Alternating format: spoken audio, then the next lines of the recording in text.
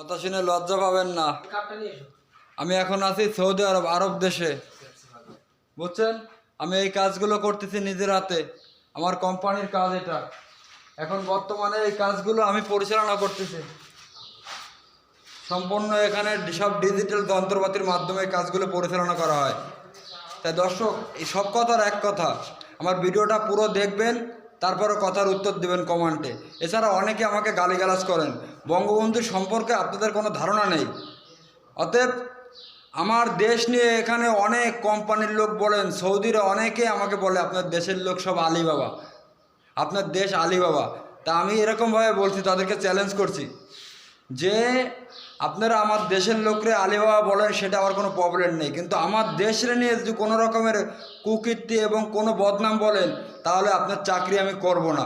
আপনি আমাকে 1 লাখ টাকা বেতন দিলেও আমি আপনার চাকরি করব না।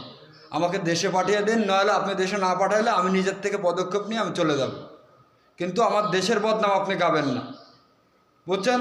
এই বাংলাদেশি লোক এখানে এসে কি করে জানেন? এখানে এসে কোদাল বেলচা হাতে নিয়ে দাঁড়ায় থাকে, কোদাল বেলচা হাতে নিয়ে দাঁড়ায় থাকে। যখন তার কফিল আসে, গেটের শব্দ পায়, তখন সে তাড়াহুড়া দৌড়দৌড়ি করে কফিলের সামনে কাজ দেখায়। কিন্তু আমরা কিন্তু তা না।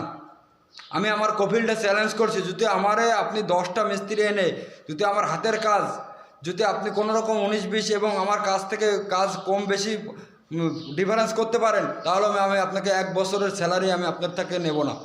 কিন্তু আমার দেশের বদনাম আপনি গাবেন না। আমার দেশ আলিবাবা না, এবং আমার দেশের লোকও আলিবাবা না।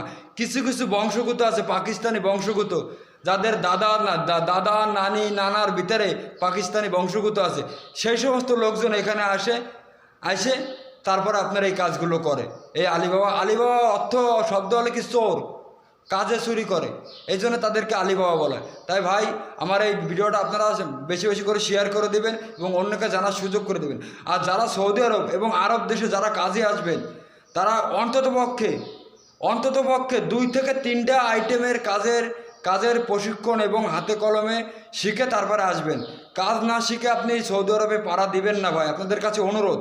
আমার উপর থেকে কিন্তু অনেক ঝড় তুফান গেছে, অনেক পরীক্ষা নিরীক্ষা আমার চালাইছে। শেষ পর্যায়ে কিন্তু আমার কোম্পানি এবং যারা আমার পিছনে লেগেছিল তারাই কিন্তু ব্যর্থ হয়েছে, বুঝছেন। তাই সকলকে আমি বলছি, আমার একটা বিল্ডিংয়ের মাটি খোঁজার থেকে শুরু করে পাইলিং খোঁজার থেকে শুরু করে সম্পূর্ণ একটা বিল্ডিংয়ের অভিজ্ঞতা আল্লাহর রহমতে আমার ভিতরে আছে। আমি কোনোদিন স্কুলে যাইনি, শিক্ষা জীবন কারে বলে আমি জানি না। আর অতিরিক্ত শিক্ষিত আমি পছন্দ করি না। আমার হাতে কাজে